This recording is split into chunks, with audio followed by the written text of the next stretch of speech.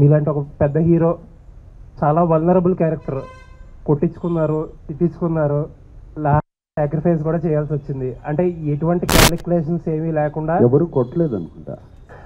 Okay, Dhanush గారు ధనుష్ వెనకాల.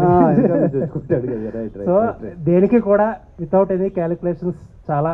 ఇప్పుడు చాలా మంది అంటారు కదా ఏజ్ అప్రోప్రియేట్ రోల్స్ లేకపోతే డిఫరెంట్ రోల్స్ అన్నీ అంటారు కదా. You have done it everything. Actually ఈ షిఫ్ట్ చాలా ఫ్రెష్గా ఉంది. హోప్ఫుల్లీ ఇంకా చాలా మంచి రోల్స్ వచ్చి మంచి రోల్స్తో కంటిన్యూ చేస్తారని వీఆర్ విషింగ్ సార్. ఎస్ నాకు ఇది ఒక ఈ షిఫ్ట్ కూడా నాకు ఇన్స్పిరేషన్. నాట్ దట్ నేను ఇటువంటి రోల్స్ చేద్దామని కాదు, బట్ చూస్తారు, చేస్తే ఫ్రెష్ రోల్స్ చేస్తే audience is ready to receive it's the right role అనే ఒక కాన్ఫిడెన్స్ బాగా వచ్చింది. సో ఎటువంటి రోల్ అన్నా చేయొచ్చు అని.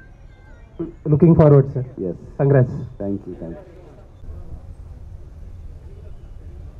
అదే నేను ఎప్పటి నుంచో చేస్తున్నాను కదా. ఊపిరి అనే ఒక సినిమా చేశాను, గగనం అనే సినిమా చేశాను.